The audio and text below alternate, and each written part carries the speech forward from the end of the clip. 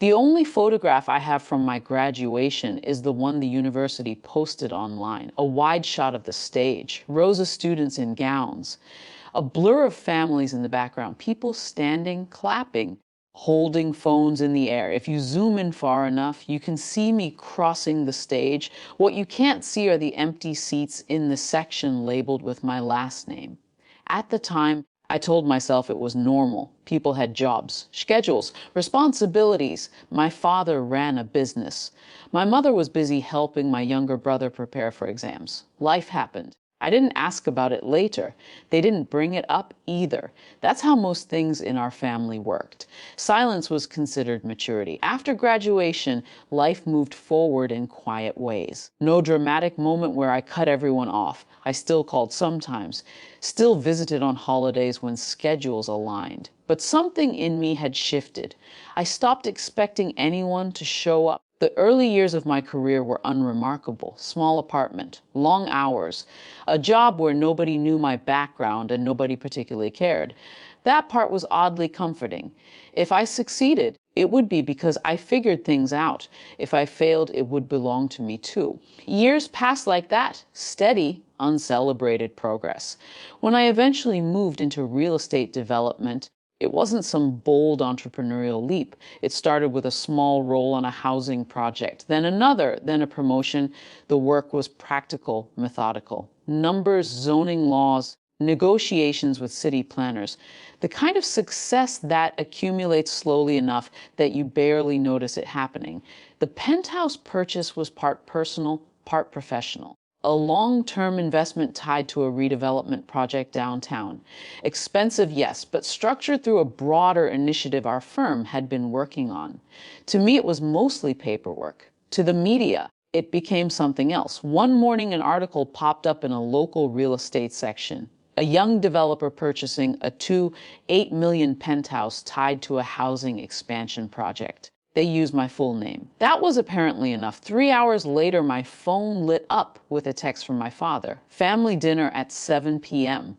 Important discussion. The message was so direct it almost felt formal. No greeting. No question about whether I was available. Just an instruction. I stared at it for a while before replying. Sure. The drive to my parents' house felt strangely familiar, like returning to a place where time had stalled while everything else moved on. The house hadn't changed. Same quiet street, same trimmed hedges, same porch light that always seemed slightly too bright. Inside, the dining table was already set when I arrived. My mother greeted me with an enthusiasm that felt rehearsed. My brother shook my hand like we were co-workers at a conference. My father nodded once and gestured toward a chair. Dinner started normally enough. Questions about work, about the city, about how busy things must be these days. No one mentioned the article at first, which somehow made its presence in the room more obvious. Eventually, my father cleared his throat. I saw something about a penthouse in the news. I nodded. Real estate reporting tends to exaggerate things, I said. He studied me for a moment, the way he used to when I was younger, and he was deciding whether I had said something intelligent or disappointing. You must be doing very well. There was no accusation in his voice, just curiosity mixed with calculation. It's going well, I said. My mother smiled. We always knew you would find your way. That sentence landed strangely. I remembered standing outside the graduation hall years ago, scrolling through my phone while other families took photos together. But I let the memory pass. Dinner continued. Conversation drifted into safer areas.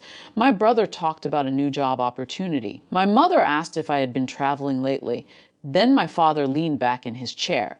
You know, he said slowly, when someone in a family does well, it creates opportunities for everyone.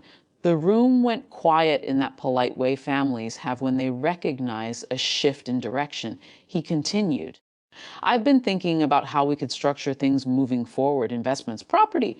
There are ways to make assets work for the family. There it was. Not celebration. Strategy. I waited. He tapped the table lightly with one finger. That penthouse in particular could be useful. Prime location.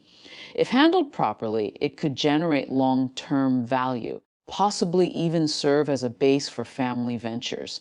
My brother nodded as if the idea had already been discussed earlier. My mother watched me carefully. For a moment, I noticed an old reflex rising in me, the urge to explain myself, to justify decisions, to prove that I had thought things through. Instead, I took a sip of water. I'm glad you're thinking about investments, I said. My father leaned forward slightly, encouraged. But the penthouse isn't structured the way the article implied. What do you mean? It's part of a housing initiative our firm has been developing. He frowned. I continued calmly. The property was placed under a development trust 3 weeks ago. It's tied to a mixed income housing program we're launching next year. The confusion around the table was immediate. A trust? My brother asked. Yes. My father's eyes narrowed slightly. So you don't technically own it. I'm one of the managing partners in the trust, I said, but the asset itself is legally committed to the project. I set my fork down. The agreements were finalized before the article was published. For several seconds, no one spoke. The shift in the room wasn't dramatic. No anger, no raised voices. Just a subtle recalibration. The assumption that the penthouse could become a shared family opportunity quietly dissolved. My father leaned back again. I see. Dinner continued after that, but the energy had changed. Conversation drifted into smaller topics: weather, traffic, my brother's job search. No one returned to the penthouse. Later that night, I stepped outside onto the familiar front porch. The same porch where I had waited years earlier for a ride home after graduation, telling myself it didn't matter that no one had come. Inside the house, voices moved softly through the dining room. For the first time, I realized something important had shifted, not in them, but in me. I had come to dinner without needing anything from them. Not approval, not recognition. Just a seat at the table that no longer determined who it was. The porch light hummed quietly above me. And for the first time in a long while, I felt something close to balance.